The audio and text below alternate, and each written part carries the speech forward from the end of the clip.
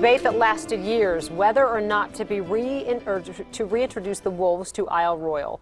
The decision has been, and wolves will once again roam the national park in higher numbers. In tonight's Wolf Week report, Randy Meyer looks at how that decision affects the island's ecosystem. And Randy joins us right now, and this is something they had to kick around for a long time before they decided to do it. They did, Jeff and Kelsey. This is a story, in fact, as you guys know, we started telling our viewers, our Fox 9 viewers, about last fall. That decision at that time had not been made. Now it has. It's a decision on whether or not to meddle, so to speak, in the island's natural progression, and whether or not they could make that decision and make it the right one. Well, now it has been made with the hope that the prey-predator balance can be restored in this national park. Isle Royale sits like a gem in a cold ring of Lake Superior water, some 15 miles off the shore of Grand Portage, Minnesota. Its isolation has been the island's preservation. It is today, as a national park, not much different than when Norwegian fishermen built the first fish camps like this one on its shores in the mid-1800s. A pristine island of some 210 square miles, it was a privilege for me to visit, to see the young bull moose swimming across the bay on our boat trip in.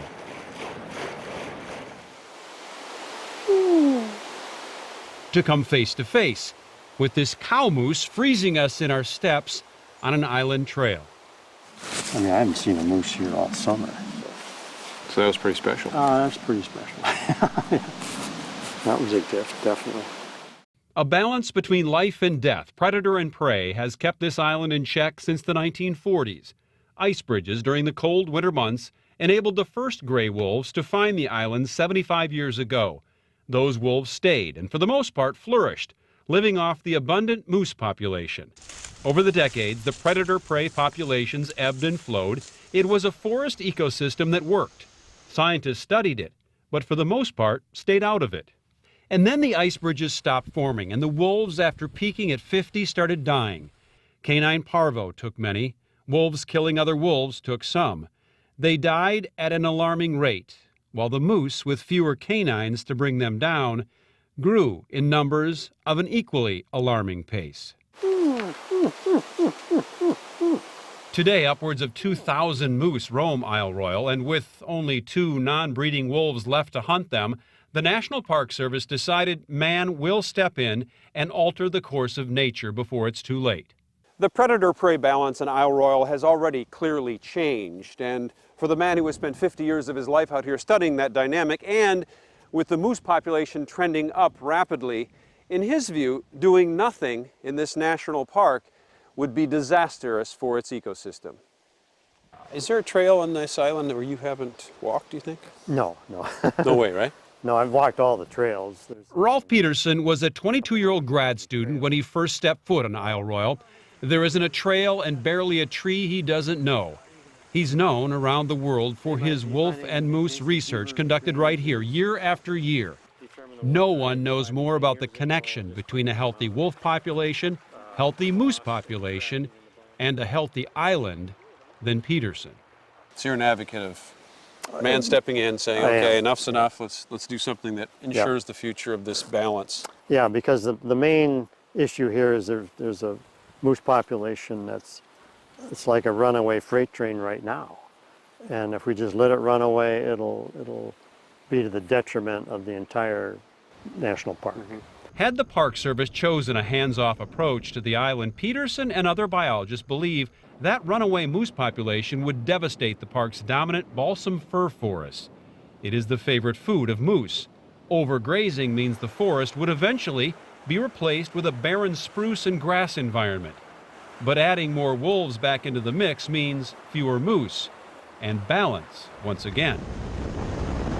The decision to drop wolves back on the island did not come easy. It means interrupting that relative do-not-touch scientific philosophy of this national park. To be done right, this is going to take quite a bit of thought and consideration. Among those with concerns, Dr. David Meach, a premier expert on wolf behavior and the man who 60 years ago pioneered the wolf-moose study on Isle Royale.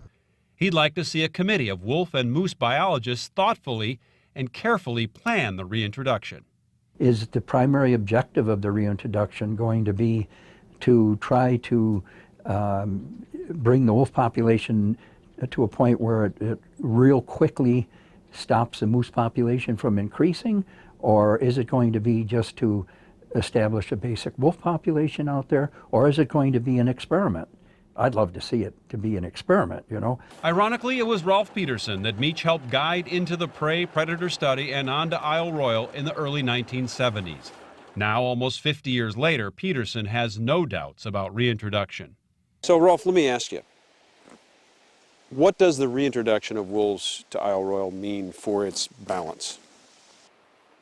Well, it has a future, basically, a future as a dynamic wolf-moose forest system, whereas without wolves here, it had no future. It would be just a runaway moose population that would basically trash the place. With the debate now over, wolves, likely from Minnesota, will once again dominate the food chain on Isle Royale. Nature's way will start all over again here. A delicate balance under the watchful eye of man, with a new precedent of stepping in when the balance tips one way or the other. Exactly how and when the 20 to 30 wolves will make their way onto Isle Royale is still uncertain. Those I've talked to involved in the process say it should happen within a year, and most think the wolves will likely come from Minnesota. I'll be following the story to see just how that all comes together. It will not be easy, and it will take some time.